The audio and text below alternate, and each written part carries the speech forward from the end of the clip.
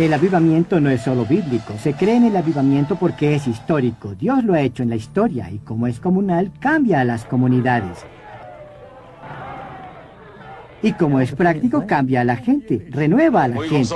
Y como es espiritual, cambia todo el tono espiritual, eliminando el pecado y el crimen. Por supuesto que es lógico que todo esto suceda. Puesto que el avivamiento es histórico, hay lecciones, hay principios, hay verdades para ser recobrados.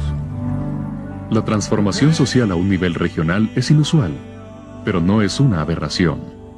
Como lo revela la historia, ocurrirá cuando quiera y donde quiera que se le dé espacio al Espíritu de Dios. Al igual que el Ártico, las lejanas Hébrides de Escocia resuenan con historias de lo sobrenatural. Y al igual que en el lejano norte, esta armada rocosa y azotada por el viento parece un lugar poco probable para ser visitada por Dios. Sin embargo, los cielos se han proyectado sobre esta antigua tierra con una regularidad sorprendente. Estas visitaciones han sido llamadas avivamientos, pero son diferentes a cualquiera que alguno de nosotros haya experimentado. Los anales de la historia registran reuniones de 9.000 personas, pero eso es difícil de asimilar, pues solo habían 12.000 habitantes en la isla. En 1949, la presencia de Dios descendió una vez más, esta vez en la parroquia de Barbas. El alivio era plenamente necesario, pero no llegó fácilmente. El orgullo religioso y el legalismo habían creado divisiones profundas dentro de la iglesia. Algunos clérigos se negaban a creer que Dios pudiera hacer un trabajo grande y que Él mismo no comenzara con ellos. Cuando el alivio llegó, ellos se opusieron amargamente a Él. Hubo enorme oposición de parte de la denominación más grande en la isla. Mary Peckham era una adolescente cuando se inició el avivamiento, pero todavía puede recordar la frescura espiritual que lo precedió.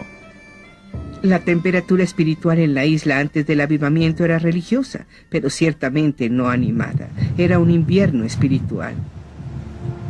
No todos estaban dispuestos a aceptarlo. El avivamiento es algo que, cuando se ha experimentado, siempre se quiere ver de nuevo. Donald John Smith, piadoso asistente de un almacén y convertido durante la época del avivamiento, recuerda cómo los intercesores del lugar comenzaron a trabajar. Las personas oraban todo el tiempo por este avivamiento, oraban en los graneros, se escuchaba la oración. Entre los más fervientes de estos guerreros de la oración se encontraban dos hermanas de mayor edad, una de ellas casi ciega. Oraban varias veces a la semana por el avivamiento, con frecuencia tarde en la noche. Estaban absortas con la promesa de Isaías 44. Porque yo derramaré agua sobre el sequedal y ríos sobre la tierra árida. Una de ellas no podía salir de casa y se encontraba en su lecho. Yo solía leer la Biblia y solía orar con ellas y se sentía la presencia del Señor. Ellas conocían a su Señor. Retados por la fe de estas piadosas mujeres, 7 líderes de la iglesia se reunieron para orar en un granero cercano. Durante meses le rogaron a Dios que alimentara un apetito mayor por su presencia. Ese fue el momento que definió los comienzos del avivamiento. Era a mediados del año 1949. A medida que los ancianos continuaban su trabajo en el granero, comenzaron a percatarse de luces en graneros y granjas cercanas encendidas hasta tarde en la noche. Algunas nunca se apagaban. El apetito de las personas por Dios había superado su deseo de dormir. Los ancianos se dieron cuenta que sus oraciones habían sido respondidas. Era una comunidad que oraba. Sus rostros con lágrimas. Había tal expectativa, tanto deseo. Sus oraciones eran de penuria, oraciones de dolor. Tanto anhelo que Dios viniera. Y Dios respondió. Sin nada más que lo demorara, Jehová se acercó. La noche previa algo muy significativo había sucedido. En la atmósfera de la casa había algo bastante extraño, casi fantasmagórico. Sentimos este poder y después hasta los platos estaban temblando. Era como si el Señor hubiese descendido con un viento poderoso. La casa tembló con el poder de la oración y la presencia del Señor. Y la gente temía porque este era un suceso sobrenatural. La gloria Shekinah de Dios descendió sobre la comunidad. Una luz tangible, sobrenatural, rondaba alrededor de muchas de las granjas. Las luces se encendían en las casas. El glorioso Señor brillaba en los alrededores. Todos estaban sorprendidos, no decían nada. ¿Qué podían decir? Estad quietos y conoced que soy yo, Dios. Es todo lo que dijimos. Alrededor de las 4 de la mañana, una muchedumbre de varios centenares de personas se reunió afuera de la estación de policía de la comunidad. Muchas personas habían viajado desde aldeas vecinas atraídas por un... Caminando en la vía principal, rogaban a Dios en voz alta que tuviera misericordia de ellas. Se tendían sobre el camino para que Dios se apiadara de ellas.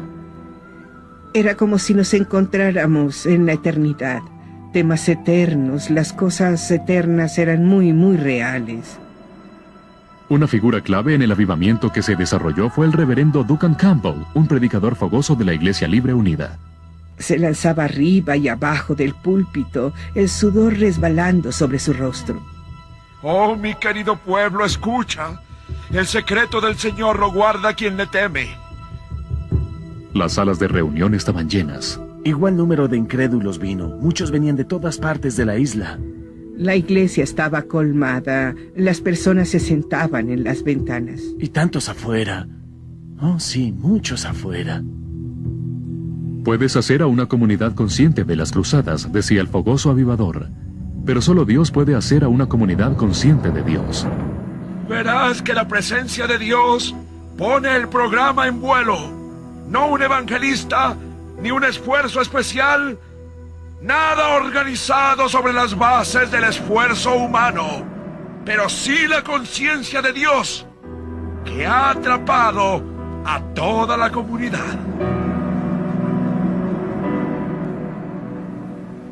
Pronto el movimiento del Espíritu de Dios se sintió en otras islas, incluyendo Harris, Bernera y Tyree. Pero el avivamiento de Lewis del Norte fue el que Jean Blanchard mejor recuerda. El año fue 1957. Hubo una conciencia del poder de Dios que trabajaba a través de la isla. Cada noche se salvaban personas, se transformaban vidas. Solo podíamos decir, Dios descendió. A medida que las noticias del avivamiento se diseminaban, varios reporteros llegaron a la isla para el tiempo de Navidad. Al llegar a su hotel, eran escoltados rápidamente al bar por el propietario. Decían, miren, todo este alcohol está aquí. Explicó que la gente no venía, iban a las reuniones. Las reuniones de avivamiento arruinaron sus ventas.